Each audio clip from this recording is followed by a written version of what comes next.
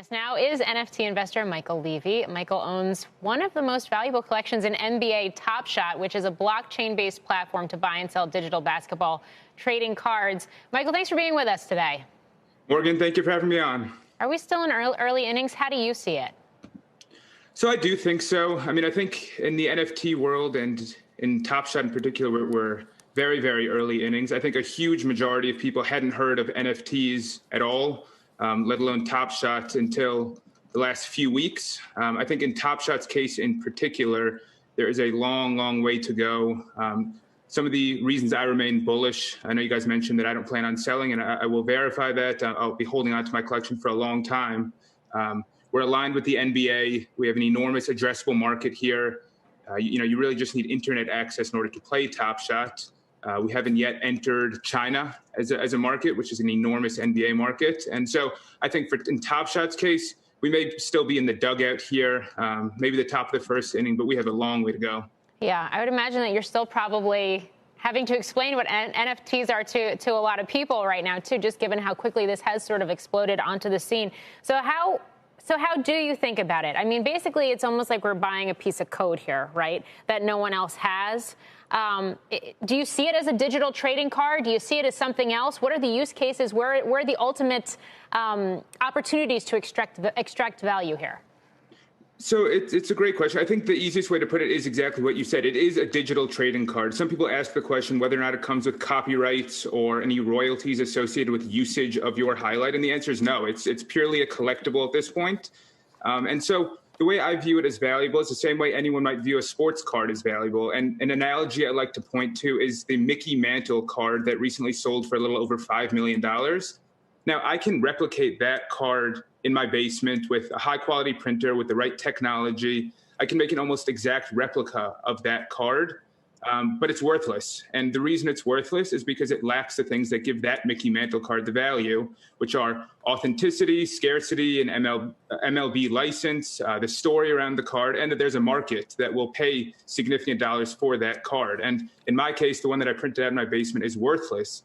And the reason it's worthless are the items that I highlighted, all of which do apply to a Top Shot moment. So they are digital cards, but from my standpoint, the cardboard is incidental. It's not a huge part of the value proposition of a sports card. I guess scarcity is a key point, though, there. And what's preventing there being a huge flood of supply, specifically in terms of comparable NBA products, but more broadly across the NFT space?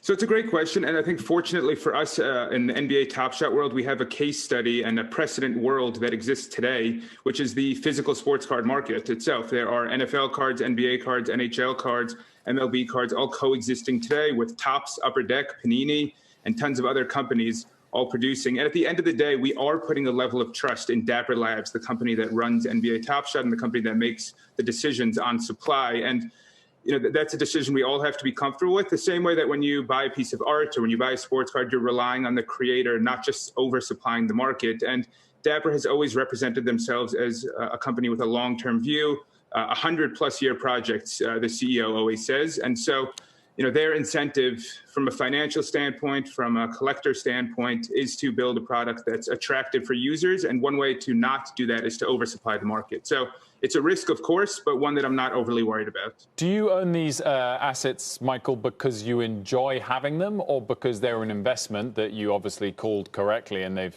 risen sharply in value? And I believe your day job was, or maybe still is, being a financial analyst. So how do you try and value whether now's a good time to take profit or not?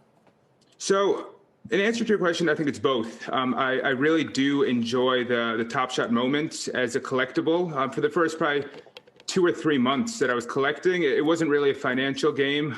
It was 500 to 1,000 of us in a Discord chat talking about our Top Shot moments and talking about some of the beautiful plays themselves. There are 2 plays in particular from last season that stand out to me as an NBA fan, which are Vince Carter's last shot of his career, which was a year ago yesterday.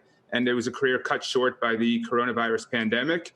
And LeBron James doing a dunk that was an exact replica, effectively, of a Kobe Bryant dunk just 11 days after Kobe Bryant passed away. And both of those are moments that are captured in Top Shot. And so as a collector, as an NBA fan, I love those moments. And I did view it as a financial opportunity. So I do want to acknowledge that I'm in a fortunate financial position where I could make a very large bet on a brand new platform, a highly risky platform. But I viewed it as a great opportunity. So I made a very large bet that seems to be working out so far.